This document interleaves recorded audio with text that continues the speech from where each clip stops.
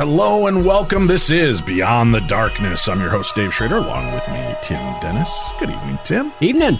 Got a good week lined up here. Yes, we do. Lots of fun guests. We had a lot of fun last night, of course, on Parashare and Supernatural News, as we often do. Yeah. And I guess we're going to keep that going because our audience has spoken, and you guys are downloading those episodes like mad of the paranormal news and supernatural stories. So we're good with that. I don't know what's wrong with them, but yeah. Yeah, they seem to like the weird banter. Yeah, and we love you guys for it. You guys are pouring out, and we appreciate you guys doing all this. And do us a huge favor if you could. If you're listening to us through iTunes, if you could please go to iTunes and rate and review us. That means a lot to the show. It helps keep promoting us on iTunes. It starts exposing us to more audience and making it bigger. Plus, do us a favor. You've got friends and relatives that are interested in different aspects of this, I'm sure, whether it's Bigfoot, UFO, miracles, monsters, myths, legends, paranormal, demonic, Ouija board, whatever. When an episode comes up that you like, please share it. Last week, Tim, the call from Satan, the Day Satan Called episode has been exploding with people. Loved that episode, freaked out by it, enjoyed it. Pass it along. Even people that you think, I never really talked to them about it, but I want them to hear this podcast. You've got other podcast listeners, share an episode like that. Get their teeth into it, give them a little nibble, see if they like it, because we just want to keep growing the show. I think some of the Parashare emails alone from that episode would be interesting, from the Day Satan Called. Oh, right, yeah. My God. Yeah, some of the letters people have been sending in, definitely weird. Yeah. But, all right, this is what we've got to look forward to, Tim. This week, we're going to be taking a look later on in the week. Friday, Bill Burns is joining us from UFO Hunters and Ancient Aliens and UFO Magazine. War of the Worlds, Tim. This Saturday, the 25th, is the 75th anniversary of the Battle of Los Angeles. Was it a rogue squadron flight flying overhead? Was it UFOs? We've heard from both sides through the years. Mm-hmm.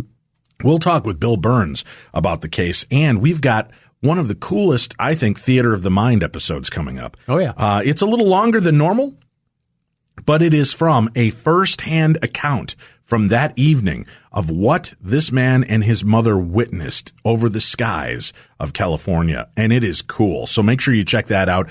That's going to be taking place on Friday. Let's see, a little bit later, we've got Thursday in the week. Shel Taylor's going to join us. Children of the Paranormal is our theme on Thursday. And on Wednesday, we're going to be joined by Dr. Scott Kolbaba. And we're going to be talking with him, Paranormal Prescription, Doctor's Untold Stories of the Supernatural, Tim. Pretty cool, huh? Yeah. I love when science gets baffled by some of this. Their doctors are supposed to have all the answers. Well, yeah. Right? You would think. They've been going to school. They know these things. They know what they're dealing with.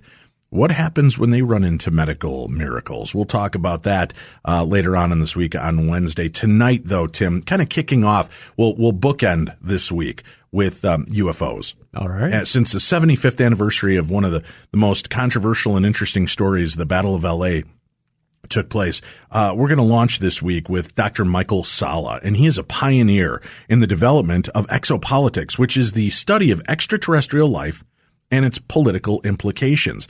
He has a new book that's coming out March 1st, the U.S. Navy's Secret Space Program and Nordic Extraterrestrial Alliance. He's back with us this evening. Thank you so much for joining us, Dr. Salla. Thanks, Dave. Glad to be here. It's a pleasure to have you join us. I mentioned the fact that this week marks the 75th anniversary of the Battle of Los Angeles, and in your new book, you actually tackle that right up front.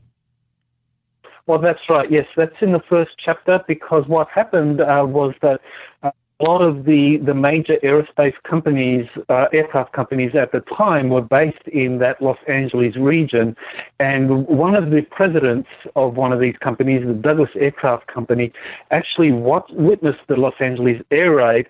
And because of that, he convened a group of Navy and Army Air Force generals and admirals to study the phenomenon, because essentially they realized that this craft that hovered over Los Angeles was revolutionary, because at the time they didn't have any craft that could just stop while in mid-flight.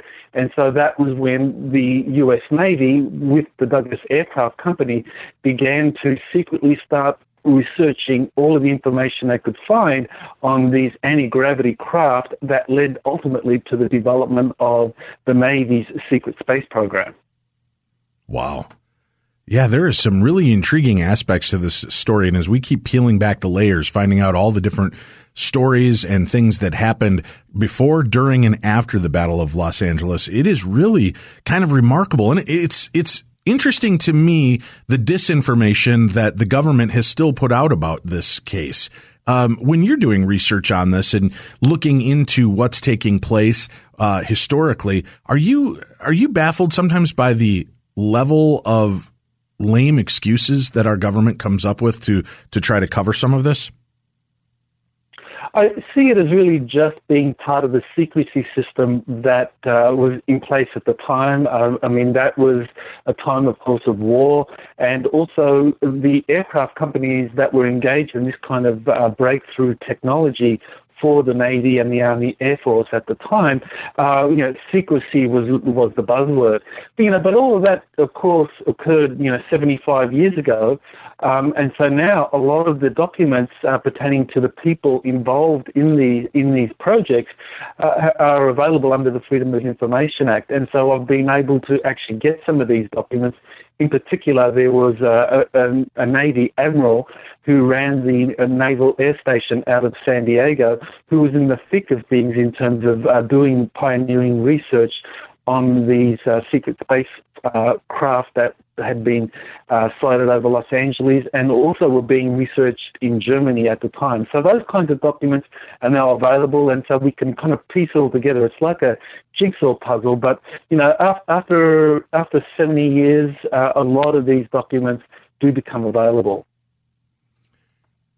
When they release these documents, if they are meant to be so secretive and they're trying to protect us, isn't there a way to accidentally lose them in a fire or a flood or, especially old documents, which weren't always as well kept as new internal and digital documents are? Well, that's very interesting because certainly that has happened. I have had put in Freedom of Information Act requests and have been told that records were lost because of a fire here or there. But what I find interesting is that the really most important stuff is stuff that is digitized and made available in some of these secret space programs. So, for example, what was really startling was one of the key witnesses that I have been working with, William Tompkins. He said from 1942 up until 1946, he was involved in this program out of Naval Air Station San Diego, where they had 29 spies in Nazi Germany reporting back on all of the classified programs that Nazis were running on aerospace projects, and some of these included anti-gravity craft. And so he typed up, or he worked with a pool of typists to put together these briefing packets that he would then deliver by airplane to various aerospace facilities, think tanks, Department of Defense facilities, and these then would be studied by the scientists and the engineers to understand the principles and see if they were things that could help the war effort. Now, what happened was that essentially 40 years later, so 40 years after these documents were first released and kind of put out there secretly to these aerospace companies, some of these documents surfaced on these smart class pads that another person, this is the whistleblower Corey Good, who says he was involved in a secret space program from 1987 to 2007. He says he saw these typewritten documents that looked like they had been prepared by stenographers back in the 40s, and that's exactly what Bill Tompkins said he was doing. So, yes, some of these documents, they are continued to be used, even though they're very old. They continue to be used currently today in some of these very secretive programs. We keep bringing up terms like the secret space program, but this has got to be one of the worst kept secrets in history because there are many different books and documentaries out about the secret space program and what's going on. When you refer to a secret space program, What exactly are you referring to, Dr. Salla? Sure. Well, I'm referring to, primarily there are two that really kind of stand out. One was developed in Germany and by the Germans in Antarctica. Of course, there's a tremendous amount of information out there on the internet, and people are kind of like trying to make heads or tails as to what's true, what's not true. But certainly that is something that people have been familiar with for a long time, that the Germans were working on anti-gravity craft. As to whether or not they were successful in developing these and continued to their research in Antarctica, that's all open to debate. But the more kind of recent space program that I think is very, very interesting is the one that was developed by the Navy that became operational in the late 70s and the early 80s.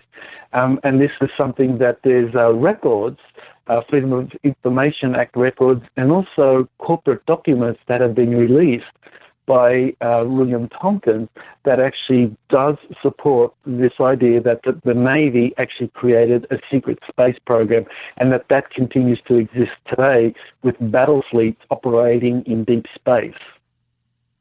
Battle fleets operating in deep space.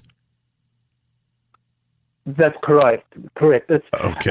One of the things that really is quite fascinating about this is that the information about what the Navy was planning to do was actually leaked to Gene Roddenberry, who then came up with the theme of Star Trek. And so a lot of the ideas behind Star Trek actually are related to the Navy's secret space program as they were developing it at the time. So Star Trek was a way for the Navy to hide the truth in plain sight, that you could get the public up to speed on this program that they were developing, while at the same time maintain plausible deniability. Not many people are aware of the fact that the Gene Roddenberry actually was helped in putting together the ideas behind Star Trek by Leslie Stevens IV, who was the son of Admiral Leslie Stevens, who was directly involved in the Navy's secret space program. Well, now, how do we know that this is a reality and that he was involved in helping Gene Roddenberry? Where is the proof and fingerprint and provenance to follow the story? Sure. Well, it's well known that Gene Roddenberry actually sat in on the set of The Outer Limits, and for much of one of the seasons, this is after Gene Roddenberry's television series The Lieutenant flopped, and so Gene Roddenberry was advised to come up with a sci-fi idea, and so he went to Leslie Stevens' production of The Outer Limits and started to get ideas on how to put together a sci-fi series. And there was an unwritten agreement or a spoken agreement between Leslie Stevens and Gene Roddenberry in terms of Roddenberry was allowed to sit in on the set of Outer Limits to kind of learn all these ideas and to get information from Stevens himself. And this is something that people who actually worked on The Outer Limits have commented on, this relationship between Stevens and Roddenberry. So it's well supported by historical data that Roddenberry did get a lot of his ideas from Star Trek to begin with, from Leslie Stevens.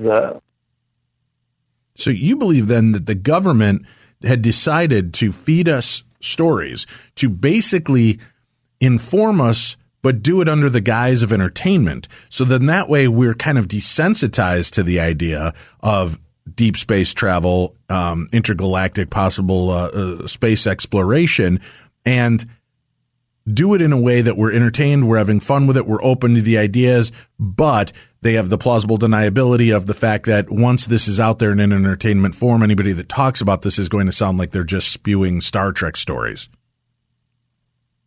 That's precisely right. Leslie Stevens, who influenced Gene Roddenberry, who had this agreement with him, actually worked for Army intelligence during the Second World War, and his father, Leslie Stevens, the admiral, actually was setting up the psychological warfare operations for the Navy in terms of dealing with this information. And what was decided, and this happened in the early 1950s, was that the best way of covering up the truth about these secret space programs that were being secretly developed was to put the information out there in terms of mass media.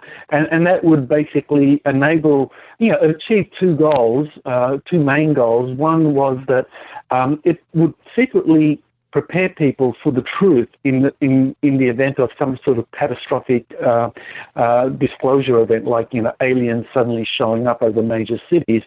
And secondly, it was a great way to keep the secret, because anyone that said that they knew about preparations for the development of these Navy space fleets would be accused of watching The Outer Limits or watching Star Trek, and that they could be very easily dismissed that way. That was clearly the strategy. You know what fascinates me about that theory is the fact that when the X-Files made their mark in the 90s, and here you've got two FBI agents out of Quantico, and they're using all the terminology, they're getting help from the FBI and telling these stories and giving them insights on how things like this would go down. It always fascinated me that now what you're saying could fit that as well, a whole new genre, because now when you think about it, Dr. Salla, you watch a news special and there's a UFO sighting or some kind of weird experience, and the news stories almost always have that kind of music going in the background as they, the news anchors give a wink and a nod, and in X-Files like stories today, a UFO was seen over Queensland, and it's more of a nod, almost like it's out there, but we're going to joke about it so that people don't take it seriously, but the stories are still being told and given to us in spoonfuls of sugar. Well, that's right. It really is a form of soft disclosure. It really is in a way a compromise between different factions in terms of the national security apparatus in different countries and globally that have come up with this compromise where you could leak out the information so people are prepared through the media, through these kinds of releases, whistleblowers, fictional books, sci-fi, and so forth. But at the same time, this can all be denied officially by the militaries, by governments. So that way, when you are ready to reveal the truth, you take control of the situation. Because the thing is, people cannot decide what is true here, because as you said, it's like, immediately if some information comes out, people start talking about this sighting or this particular whistleblower revealing this particular set of information. You have people whistling the X-Files theme, as you said, and so people don't know, what's true, what's false here, and so they're always looking for some sort of official announcement, and that's where, officially at least, that they can assert control, because they can always, when they decide to come forward with the truth, they could always present it through some official press release, and then that becomes indisputable fact, whereas, what whistleblowers or what we see on the media is all open to conjecture. Well, there's also stories of Steven Spielberg working with the government and different alphabet agencies for the creation of the movie Close Encounters, which there you've got a perfect example of, we can kind of give you an idea of what to expect, how to expect it by leaking some information to what has occurred or what we expect to occur. And there are documents that are circulating out there, whether they're real or really well done fakes, that show interactions between Steven Spielberg and a few of these agencies, telling him, well, you can share this, but you can't share that. You can do this, but you can't do that, as though, really dictating how the theme of this should be released. Should we be worried then, Dr. Salla, that over the last 20 years, the entertainment industry has certainly taken a much more aggressive stance with movies like Independence Day and things like that, where we're starting to see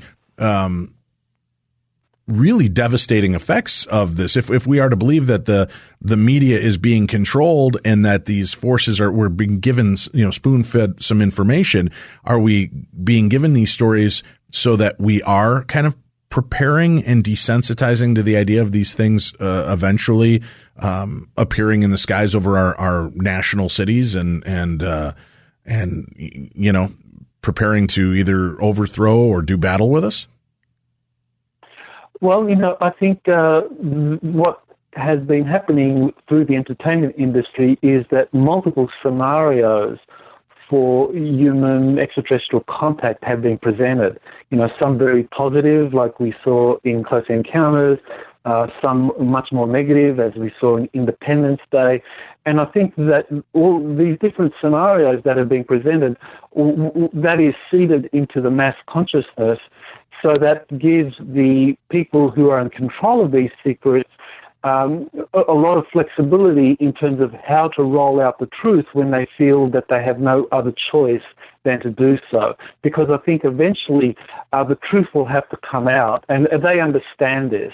The people who have been running these programs secretly for decades now know that eventually the truth will need to come out, but they decide how and to what extent and the scope of the disclosure, and all of these kind of different soft disclosure that we've seen through the mass media, that gives them really a wide variety of options for how to roll this out. So they could very well do it in terms of, well, ETs are very friendly and here to kind of help us, as we saw most recently in this new film, The Arrival, where the aliens came and brought a gift, which was this kind of advanced language that opened up the mind to different possibilities. Or, of course, the kind of reboot of Independence Day, Independence Resurgence, where again we have the aliens kind of coming and they're hell bent on destroying us.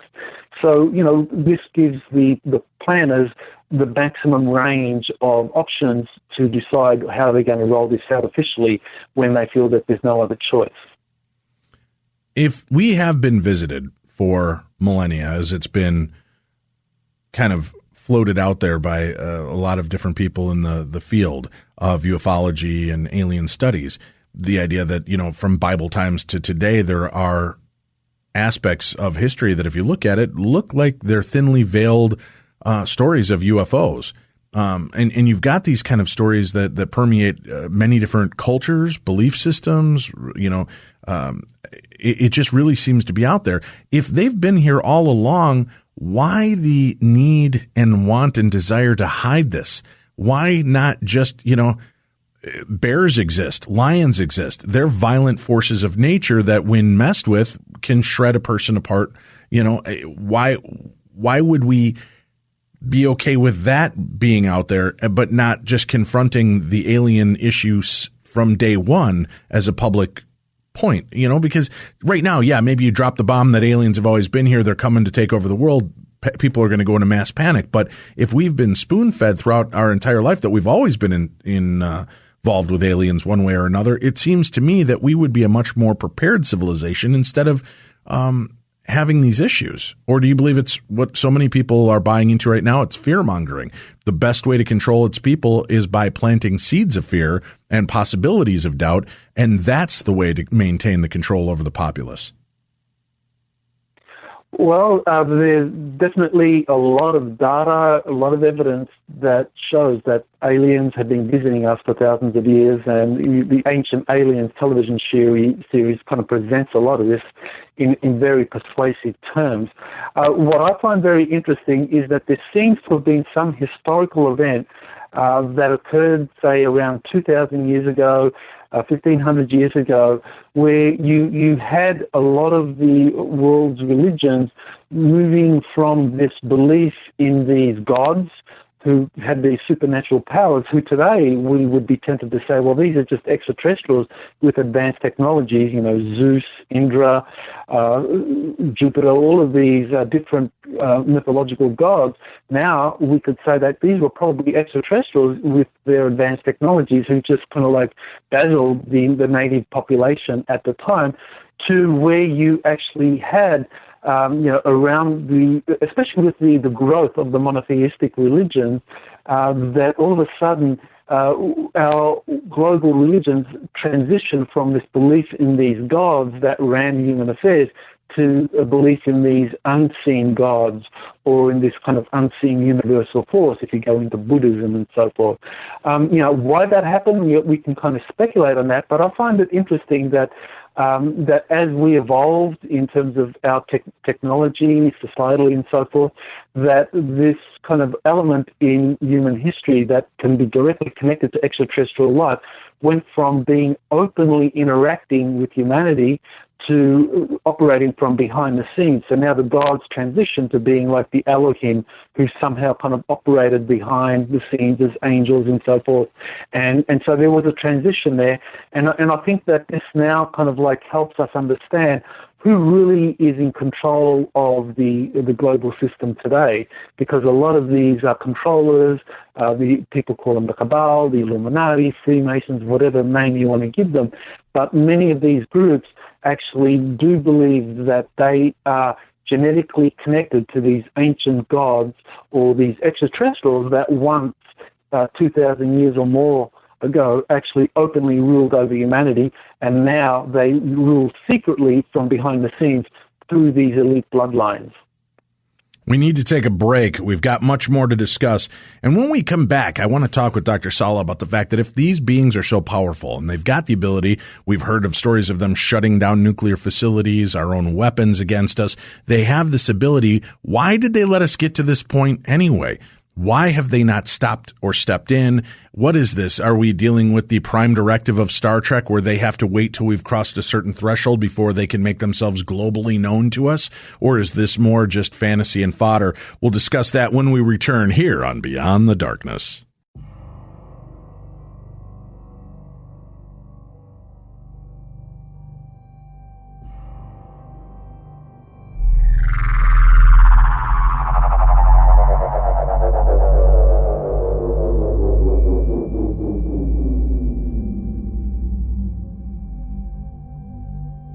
Ladies and gentlemen, I have a grave announcement to make.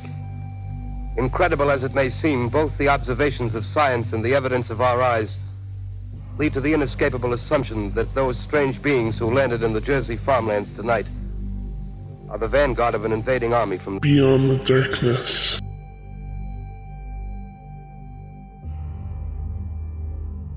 Hey, welcome back. This is the best in paranormal talk radio. This is Beyond the Darkness. I'm Dave Schrader. That's Tim Dennis. And if you'd like to join us and go on out and have some fun this year, see some amazing places, hear some amazing speakers, and get a chance to immerse yourself into the paranormal, well, this is how you can do it. Visit our website, darknessevents.com. Darknessevents.com.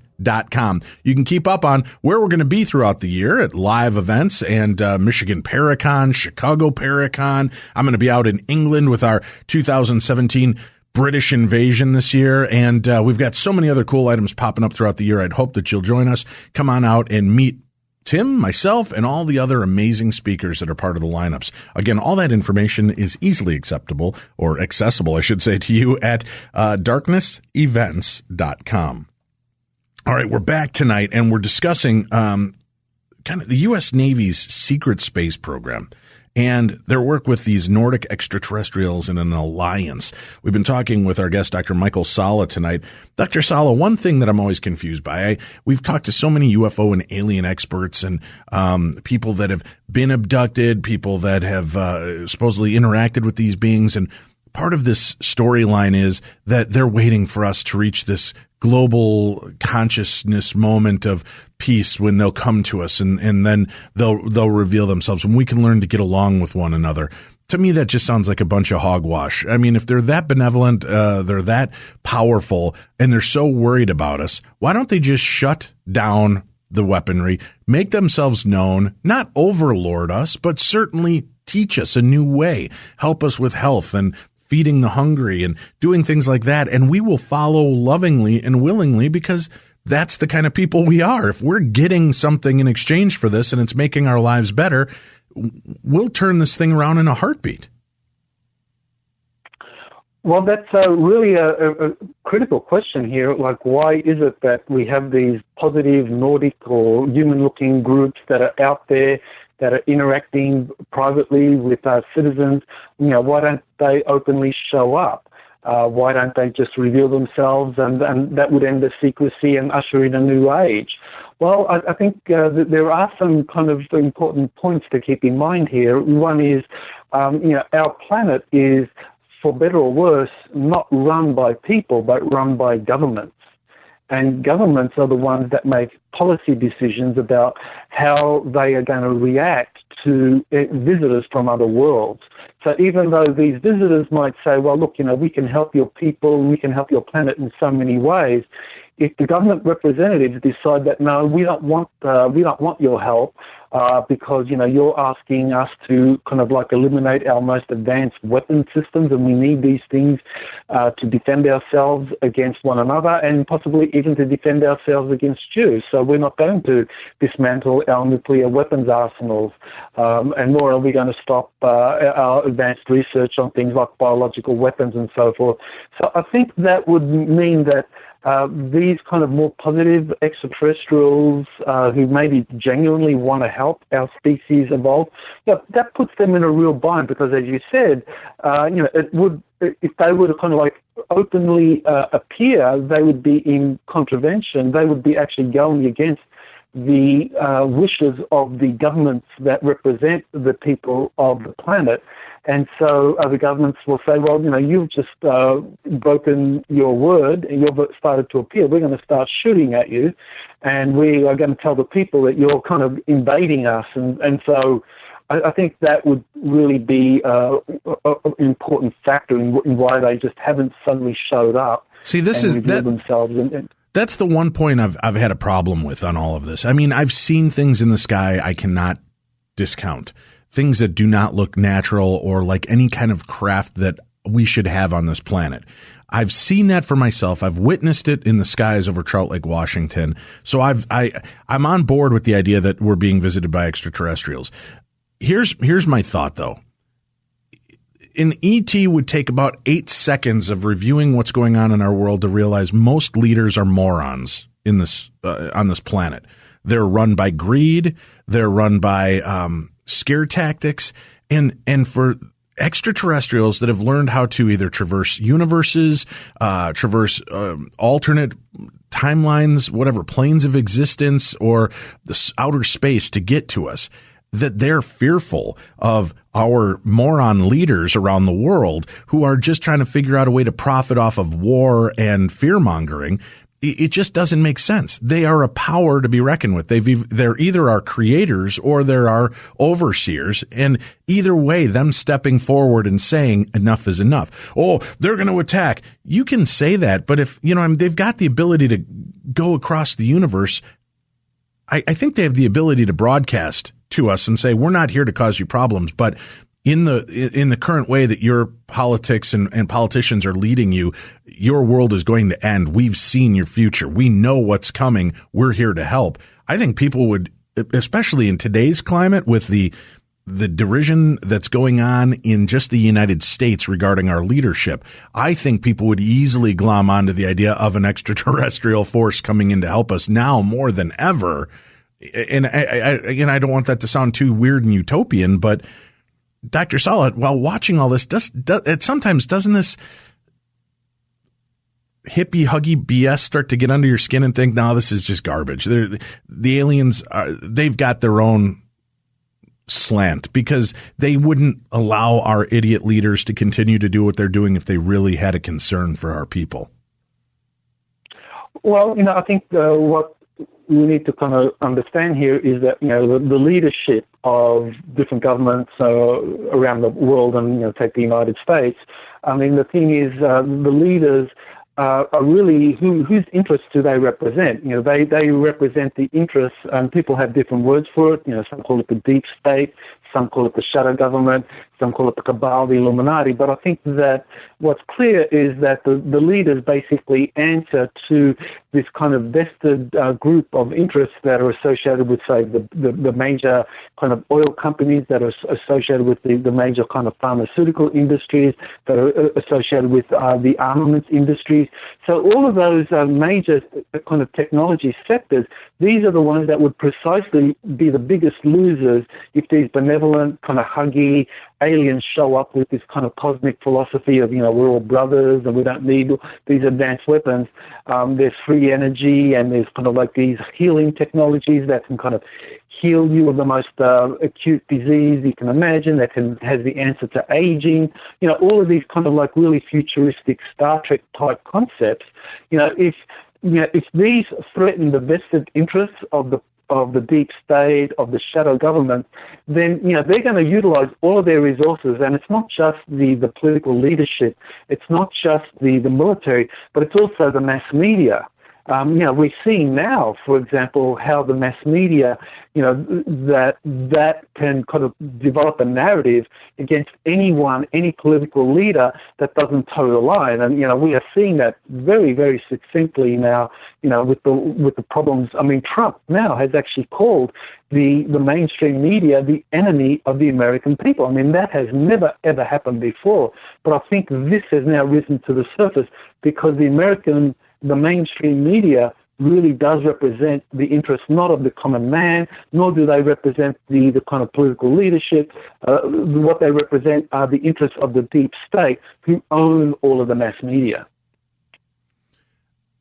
Here's what I believe. I believe the mass media is an enemy to our country as well.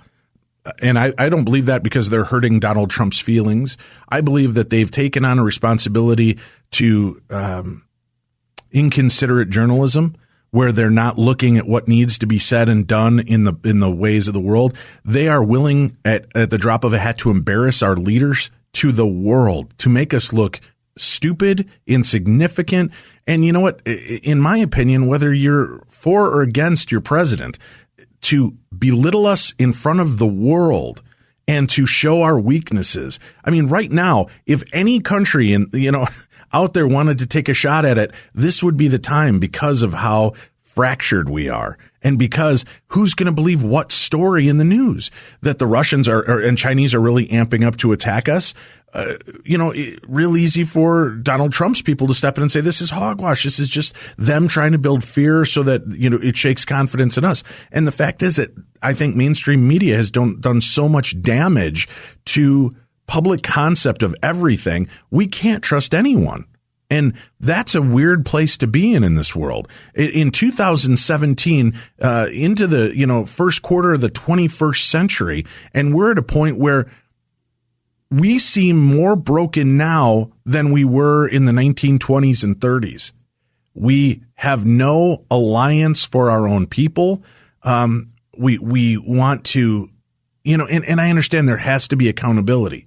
There has to be a line that needs to be drawn, but I don't care if the president's getting a blowjob. What's he doing to make sure that politics and people are staying in jobs and homes? I don't care if he's messing with an intern behind his wife's back. That's none of my damn business. What really does matter to me is what he's doing to better the country. And to report on something ridiculous like oral sex that was consensual between two adults and take the focus off of the fact that we need to focus our politics and our news on real stories. As long as we've got that kind of journalism going on where sex and blood sells and that's the lead, I think we're doing a huge disservice to our planet. And that's, again, why I just have such a hard time with the whole alien agenda of what, that they want to help us. I think we're a big cosmic ant farm that they're just loving to watch. Oh, this is what morons look like when they take over on their own without real leadership. We can mention any kind of God to them, and if we give them even the smallest modicum of light, they will follow a leader, whether it's a Jesus or a Buddha or a Ronald McDonald. As long as we give them something to follow, these people will lemming their way through life. I think we're more of a scientific and social experiment for aliens than anything like they're going to help us, because I think help would have been here already. And I don't just mean Velcro suits and propulsion systems that make us go fast and can go to outer space. That's not helping us. I think as a humankind, we would have gotten there to begin with anyway, because we're an evolving species always looking for that. Where do you stand on that? Go ahead. Well, I think help can come in different ways. I mean, if we're looking for them to just suddenly show up and kind of like solve our problems by revealing themselves and saying we're peaceful space brothers from wherever, then, obviously they've decided that they're not going to do that. But I think they have been helping in many ways behind the scenes in really revealing a lot of information to people who are ready to accept it. And, people coming forward, we've had since the 1950s, we've had contactees talking about their experiences with the positive kind of human-looking aliens. We've had people like William Tompkins come forward recently, Corey Good also recently, saying that these aliens have also been helping the aerospace industry and helping different military services like the Navy kind of like develop advanced technologies and to get used to working with extraterrestrials. But I think in terms of like revealing the existence of extraterrestrial life, wherever you stand in terms of whether the aliens are good or bad, I think that they look at us and they say that, okay, we are a planet that is very highly controlled by this kind of deep state shadow government that basically controls the narrative through the mass media. And that in order for them to reveal themselves, then the mass media needs to present the truth rather than present a highly skewed version of what's going on that could kind of lead to some war against these positive human groups that are coming here to help us. And so, in a way, I think what Trump is doing is that he has brought this problem to the surface, because it's always been there. You've always had this problem of the kind of mass media following the dictates of their owners and of this secretive deep state factions. But now with Trump, it's now playing out in the open, and the American people and the world see it for what it is, that, what you've got here is, this vested interests operating through the mainstream media that are trying to kind of put a particular narrative forward, and Trump is saying, no, you're all fake news, you're putting out a false narrative. It's that people are now seeing openly played out what previously has been happening behind the scenes. This alliance that we have with extraterrestrials, how far back do you believe that it actually has been in place? As the one that I discuss in this new book coming out in March 1st, is that one really focuses on the alliance between the Navy and the positive extraterrestrial groups that are called the Nordics. And that really began in the early 1940s when the Navy senior leadership began being approached by these positive groups. And this is information I've gotten from William Tompkins, whose testimony I think is very, very credible. There's documents that kind of support what he's saying. But what he says is that back in the early 40s, James Forrestal, who was the Undersecretary of the Navy and then became the Secretary of the Navy and eventually the first Secretary of Defense, he was approached by these Nordic extraterrestrials and told how to go about studying the extraterrestrial or anti-gravity craft that had been retrieved, that he was guided, Forrestal was guided by these Nordics to basically put together an espionage program run by the Navy that would spy on what the Nazis were doing, because the Nazis had achieved agreements with another faction of extraterrestrials, the so-called reptilian faction, and that the Navy was aware of this from the beginning, and that Forrestal knew about this. Forrestal was told by the Nordics to appoint the admiral or the Navy officer who would run this program. This is Admiral Rico Botta that I discuss in the book at length. And so you had a chain of command through the Navy from Botta, who was running this cooperative program with Forrestal that was dealing with these Nordic extraterrestrials. And then that evolved in the 1950s with these same groups of Nordics now working through a company, Douglas Aircraft Company, through a think tank there where these Nordics had infiltrated the Douglas Corporation and were actually helping some of the engineers, people like William Tompkins, in understanding these principles behind anti-gravity craft, because the Nordics wanted the Navy to develop these space battle groups because they understood that in the future, decades ahead, that the Navy would rebel against the deep state, that the Navy would be the U.S. military service that would be the most committed to the U.S. Constitution. And so the Navy has been secretly helped all these years, and now the Navy is really full bore in putting the truth out there. And they have people like Tompkins and Corey Good and also Clark McClelland, who's also another former Navy operative, all putting out the truth. And incidentally, according to Tompkins, the Navy are fully 100% behind Trump. All right. Well, let me ask you this then. You know, and I understand where you're coming from on this, and it sounds exciting that there's this kind of quiet, open disclosure taking place. But let's look at something in a different light, if you don't mind. And I know I've got listeners pissed off at me. Shut up and let the guy talk. But I want to push. I want to get beyond some of these generic assumptions that a lot of people make. Isn't it funny, right, how they're painting an image of what reality is? Since the beginning of time, the first stories we hear are of Adam and Eve. Who tempts Eve in the Garden of Eden? The serpent, the reptilian. The dark force is always represented that way. And when we think of pictures of angels and we think of these long flowing blonde hair and blue eyes and these angelic looks, who was Hitler trying to grow? He wanted to grow the perfect Aryan race, the Nordics. He wanted these kind of beings to be our future. And yet we're painting that who the Nazis work with must have been the Satan. They must have been the reptilians. They must have been the dark side. And that we're working with these, the humans are working with these beings of light and these energy forms, the Nordiques. You know, the Bible itself says that Lucifer's not going to come to us as a tangled up looking mess. He's going to come as a being of light. He's going to be this beautiful creature that we are going to want to follow. So, again, it just sounds like an interesting aspect of twisting people's public perception. It just seems like we're trying to use the PR wagon behind our story, and then everybody else is the bad guy. Look, they're aligned. Of all the different alien races, why not the mantis? Why not the grays? Why is it the reptilian race? The most basic form of evil creature we can think of is the reptile, the serpent that started this whole mess in the Garden of Eden. Do you see where I'm going with this, Dr. Salla? It just seems like one weird fable after another. We're constantly trying to feed each other to hide and play games with one another over stupid decisions that are made by people.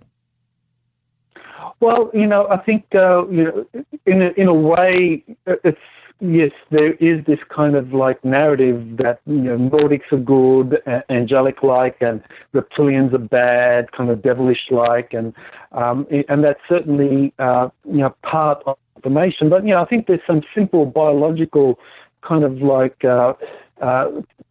processes that are happening here. I mean, those groups that in the galaxy that are most similar to us, they're going to have the greatest affinity with us. So, it's quite natural that if humans evolved in other star systems, that they would have a lot of affinity with races that biologically are connected to them. And so this is where you get into the kind of whole ancient aliens thing where right, but you have the seeding. Doesn't science talk about our reptilian part of our brain? I mean, I've heard it mentioned numerous times. So if that's part of us, how do we know we're not part of the reptilian race ourselves? Well, I mean, physiologically, we look a particular way, which is very, human-looking as that's similar to some of these other Nordic-like races that are coming in. And then, according to the different whistleblowers and witnesses and contactees, you have these reptilian beings who are kind of very different to us. that are much more warlike, much more aggressive, and much more imperial. And the thing is, both these witnesses that I've been working with say the same thing, that the Nazis made agreements with these reptilians who were hell-bent on not just global conquest, but also on galactic conquest, and that the Nazis were good allies because the Nazis also kind of fit into that mindset of a superior race, a master race where you would have subordinate slave castes and so forth, and that using military might to achieve your goals was actually the optimal way of proceeding, that this was something that the reptilians embraced. So, this is something that Will Tompkins says that this is what the Navy learned through its espionage program in the 40s. So, what he's saying, if he's correct, is that this is not just conjecture.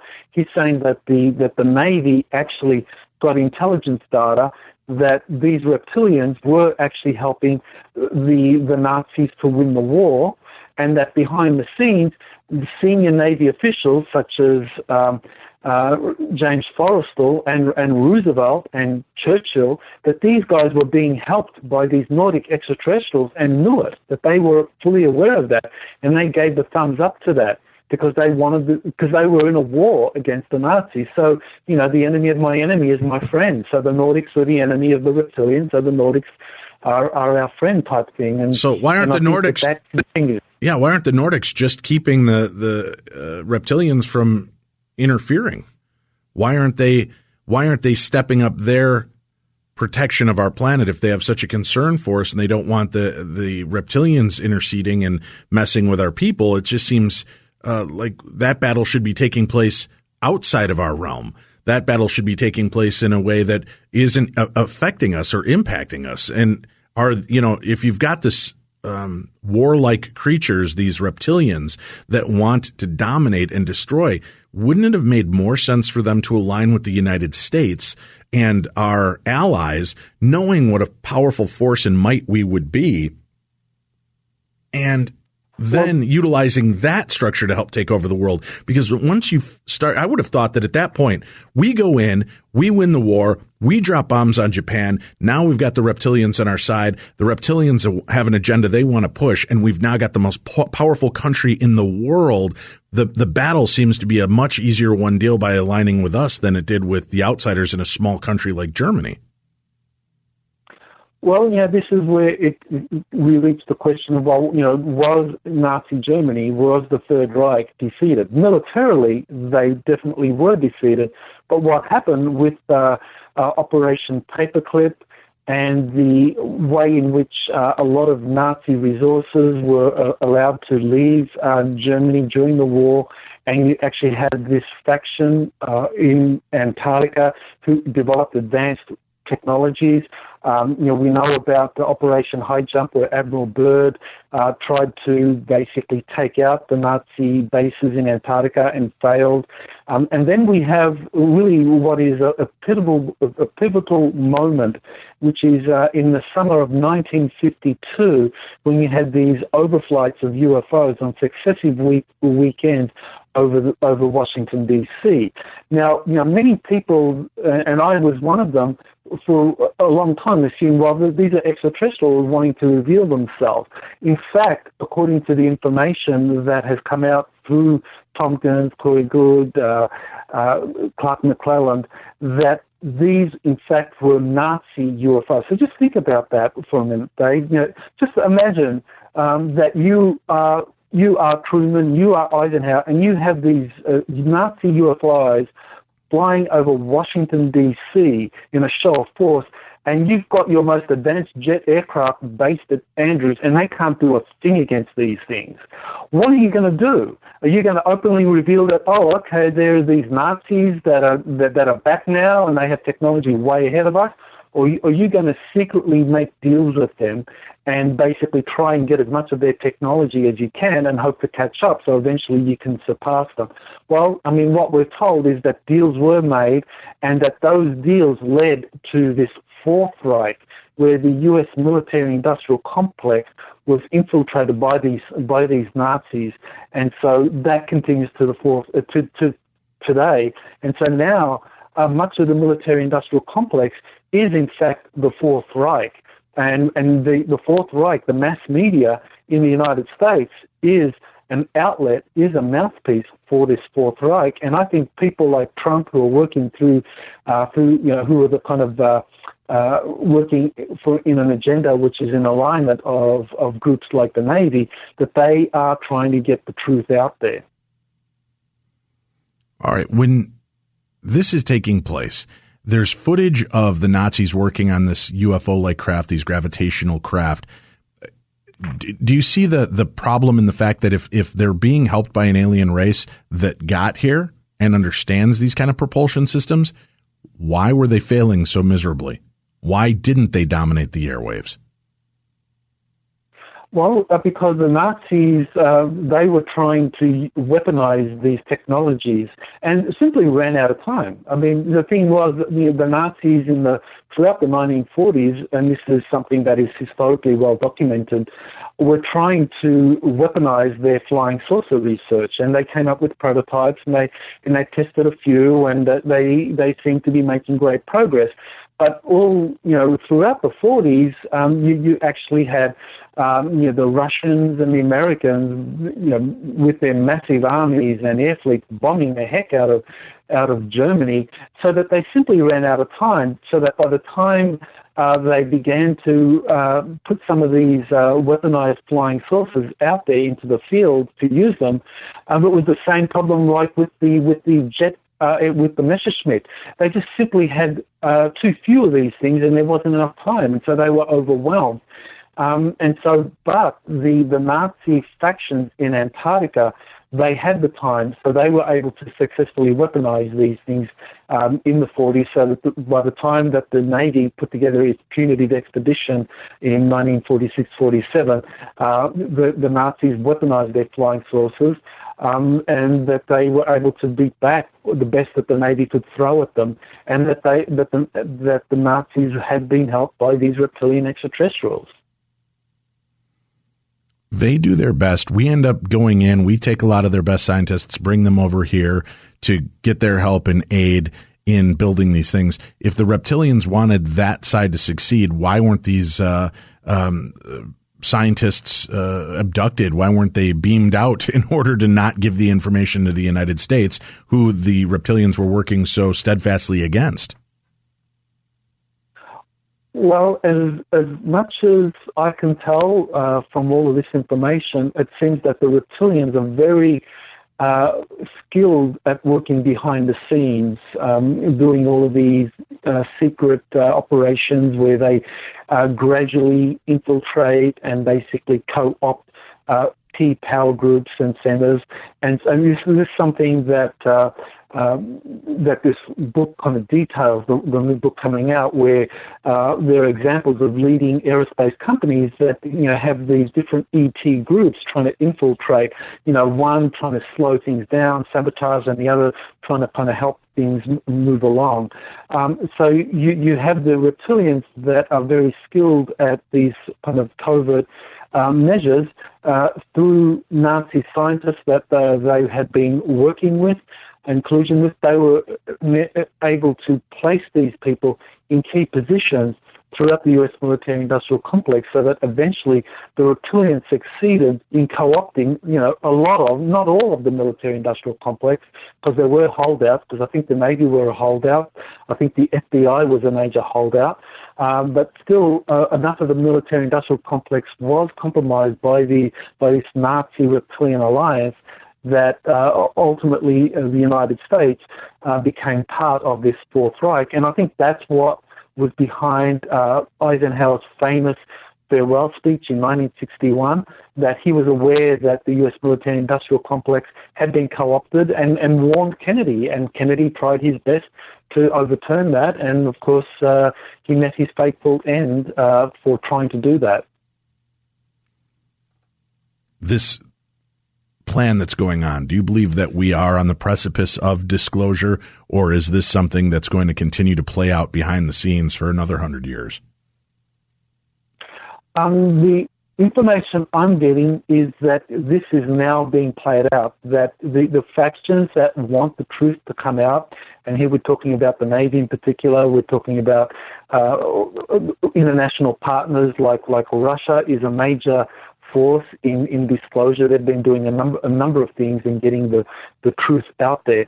But according to the information I'm getting, there is a kind of major alliance between white hats within the U.S. military-industrial complex with their colleagues internationally who have been very successful in cleansing a lot of the system. And I think the fact that Trump was elected is a testament to this effort by these white hats. And the FBI played a big role in Trump being elected. I mean, there's no doubt about it. That I think when you look at the presidential election, that there was going to be some covert actions to ensure that Hillary Clinton won. But the FBI stepped in. I think James Comey, he's kind of the 11th hour intervention, saying that Hillary was under kind of investigation again just a couple of weeks before the election. That was unprecedented, and that really showed that the FBI was working with these White House to ensure that the election would be clean, that there wouldn't be any kind of major rigging to ensure that Hillary won. And so these were clean elections. And so Trump has been elected, and now Trump is cleaning house. He's putting people in key positions in the U.S.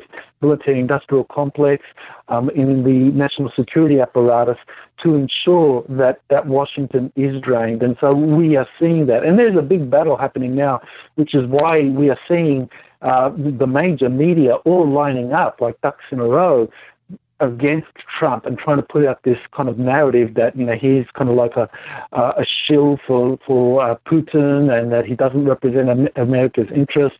You know, it's the complete opposite. All right. Doing your research on this, I mean, if this information is out there, why are more people not picking up on this? Why is there not? You've got a lot of former politicians. You've got a lot of former people in power positions that could help spread this word and spread it quickly and effectively. Why do you believe this isn't happening? And more importantly, why do you believe they're allowing you to do it? Why are you not floating in the Hudson in order to keep you quiet? Well, I think the thing is, it's like, you know, how do you control the information that people are getting? The mainstream media is totally under the control of this kind of Fourth Reich, this deep state that wants to keep things as secretive and just kind of like, you know, trickle things out eventually. So they control the major media. And they are wanting to, they dominate the narrative, the information that, you know, kind of like maybe 80-90% of the American public get, which comes through NBC or CBS or CNN or the New York Times, the Washington Post, and so forth. The other 10 to 20% of the American public who listen to your show or Coast to Coast or listen to Alex Jones or Breitbart News and so forth, you know, we're talking about a kind of minority.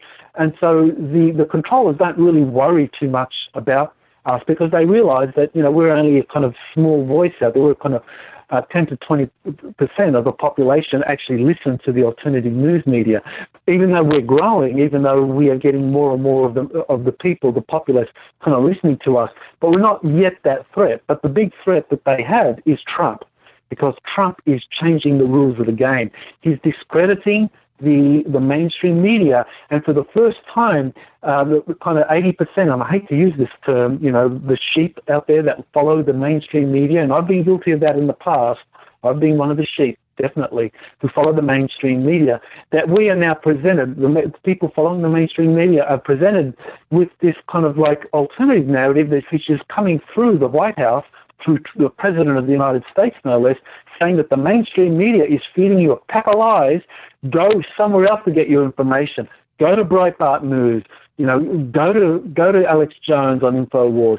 You know, go to Fox News. That they're more accurate. That this is, people are now getting this. So now, you know, we really have a war happening in terms of information and where people are getting it, and it's heating up. And we're seeing this now. I mean, as I repeat, never before has an American president ever said that the mainstream media.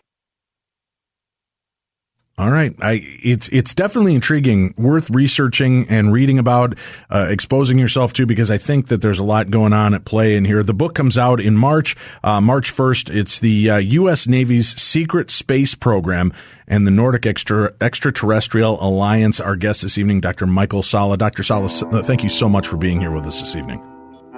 Thank you, Dave. Thanks for. Yeah, always a pleasure speaking with you, and we'll look forward to chatting with you again here in the future.